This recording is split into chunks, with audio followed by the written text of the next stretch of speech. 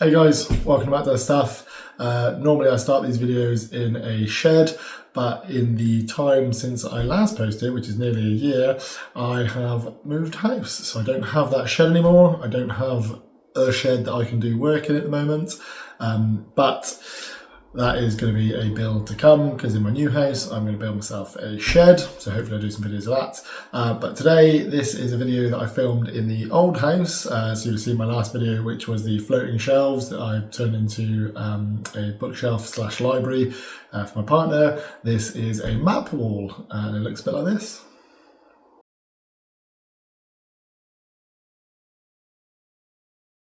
So yeah, I'm going to just walk you through that build and then I'll be back in the future for some more. So the design for the map wall started in Autodesk Fusion 360. I just have this software because I use it for both 3D and 2D, and this just helps me draw out the shapes that I want for the map wall. What I did was start around the three maps that my partner already had. So these big squares were fixed in size, and then I just filled in some other squares into an arrangement that worked for me, and also was split by the size of paneling that I would have. So I had either 100mm or 200mm slices of 6mm MDF. And that was going to be what I was going to do the paneling with. So I tried to make that as even as possible, so it would either fall on a double or a single thickness. And once I'd got an arrangement that worked for me, I just filled in the lines over on the right hand side, and that would give me my cut list. And when I started cutting, I could then go around and just cut those to length, and like I say, they were either 100 or 200mm. Once I'd done the design on the computer, it's time to get cutting for real. So I went to B&Q, got myself some 6mm MDF, and I got that pre-sliced into 100 and 200mm width strips. And then I could take the 100mm to my chop saw and trim those all to length so that I had all of the 100mm bits that I would need in accordance with my drawing. But because my chop saw is not a compound one or a sliding one, I couldn't fit the 200mm under, so I had to cut those by hand, and I was just measuring those off and using my Japanese pool saw, which is maybe not the best saw for this purpose, but this is quite a fine bladed one and I didn't want any rough edges, so I just used that saw to chop the ends off and trim the boards to length.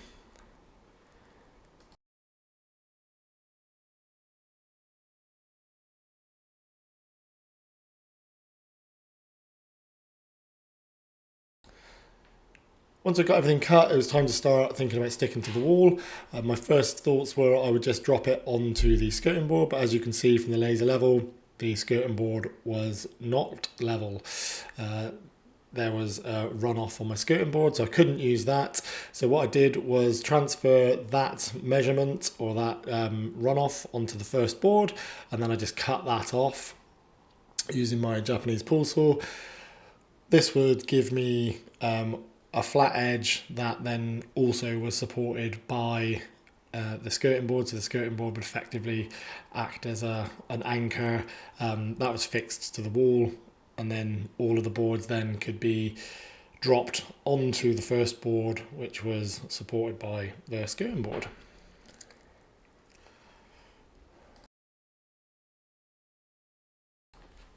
As you can see here, once I'd cut that strip off the bottom and offered it up to the wall sitting on the skirting board, it was pretty level. And that was good enough then to start using as a base for the rest of it. To fix everything to the wall, I was going to use some adhesive, so I didn't have to put any fixings in. Now this was a mistake to start with, because I was using a product called Stix-Like, which has got a really good bonding strength, but is not a grab adhesive, so it sits more like a wood glue, for want of a better description. And this was not useful for me because it didn't hold onto the wall, and as you can see here, I spent quite a long time sat on the floor holding it onto the wall, waiting for it or hoping that it would set. But it was taking forever. So whilst I was sat on the floor, got on the tool station, got myself a different adhesive. This time I got myself a grab adhesive, and I made sure that it had superior grabbing qualities because I wanted it to stick and stay to the wall and then set fast rather than holding it myself. The grab adhesive that I chose was Everbuild Multi-Stick, and this is probably the best grab adhesive I think I've ever used. It just goes on, just pat it onto the wall, and it just holds whatever you're putting on there. It was yeah, absolutely perfect for this job. So I got myself a couple of tubes of that. And with that now sorted, I could start to build up the wall.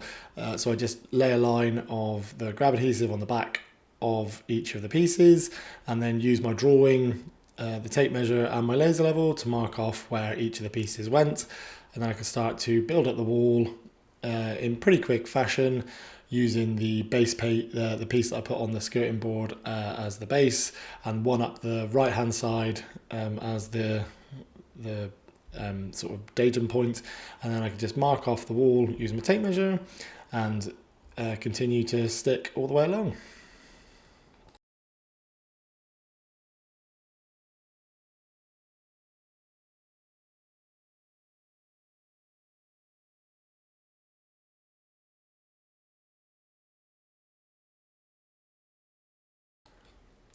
And I just carried on sticking pieces to the wall until I'd completed the pattern as I'd drawn it. I think I made a couple of changes right at the last minute, so some of the boxes ended up in a slightly different position, but essentially it was as easy as sticking 6mm MDF to a wall. The only challenge I had was to cut out a light switch in the middle of one, but that was just a case of getting a jigsaw and cutting it square. I didn't film that, but it is relatively easy to do. Then I could just stick all the pieces on until it was complete. And once everything had dried a little bit, I got some polyfiller 1 fill and just went back round over where all the joins were and made sure that they were as neat as can be. This is just a fine surface filler, and I just use a spatula to get into the gaps, and then I just gave that a quick sand off to make all the gaps even, and that was then ready for painting. Here's the wall with a coat of paint on it. I just used an acrylic undercoat for the MDF with a top coat of satin wood paint. Let that dry, then I can stick the maps in. You can see a couple of gaps there. We only printed off enough for the ones that had maps in. Yeah, pretty pleased with the way that turned out. So we have it. That was a wood panelling map wall, so something a little bit different for me. I was really pleased with the way that it came out in the end. It looked really good in the library. So I'll be back soon, hopefully with some more videos. But in the meantime, you stay safe, get some stuff done.